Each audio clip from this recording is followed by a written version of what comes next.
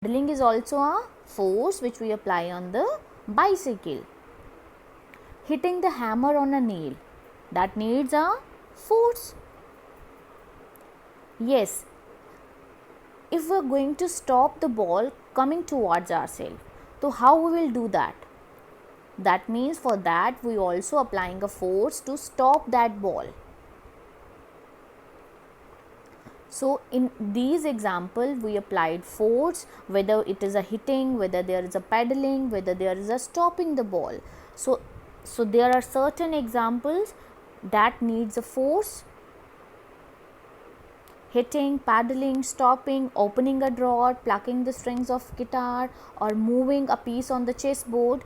So opening or moving a loaded truck, or drawing a bucket of water from the well, or moving a book placed on the table, or a car being pushed by a man. In all the examples we need a force to change the state of that object. If one object is in the state of rest, we can make it in the state of motion, whereas one object is in the state of motion. So with the help of force we can change the state of the object, whether there is a state of rest or whether there is a state of motion.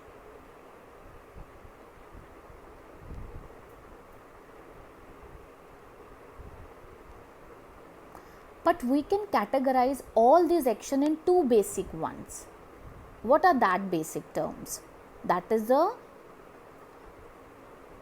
pushing and pulling. What are the two basic terms which we can use for all these activities, whether we are going to push the object or we are going to pull the object?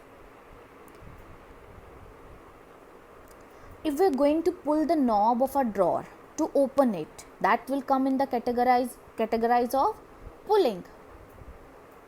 Or similarly, when we are drawing or lifting a bucket of water from the well, that is also a pulling. So can you differentiate what is pushing or what is pulling? Pulling is that we are applying force, we are taking the things towards ourselves, and pushing means we are moving the things away from ourselves. तो what are the action that can be described under pushing? अगर हम push करते हैं, that means we are moving the things from away from ourselves. Is it clear? Hitting the hammer on the nail. Are there any action that can be described under both? You can either, if there is a book lying on the table, if we are going to, you can either pull it towards, आप उस book को अपनी तरफ भी लेके आ सकते हो, और you can push it away from yourself. Is it clear? So moving an object can be described under both.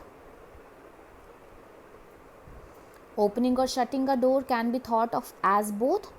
We are going to open, we are going to shut a door, so that are in the pushing or pulling. So we can safely say at this point that forces are nothing but the push or pull which is applied on the objects.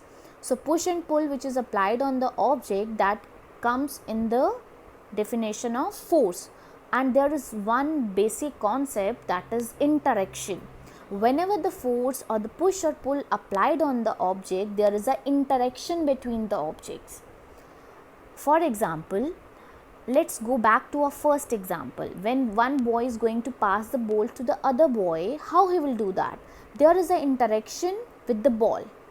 That means the ball and the player interact with each other. That the force is. In the second example, when we are going to move a desk from one point to another point, there is also the interaction between the desk and the boy.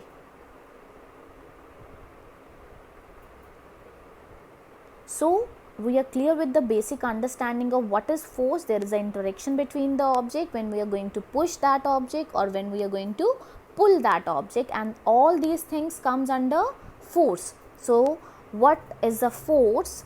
That is a push or a pull upon an object resulting from the object's interaction with another object.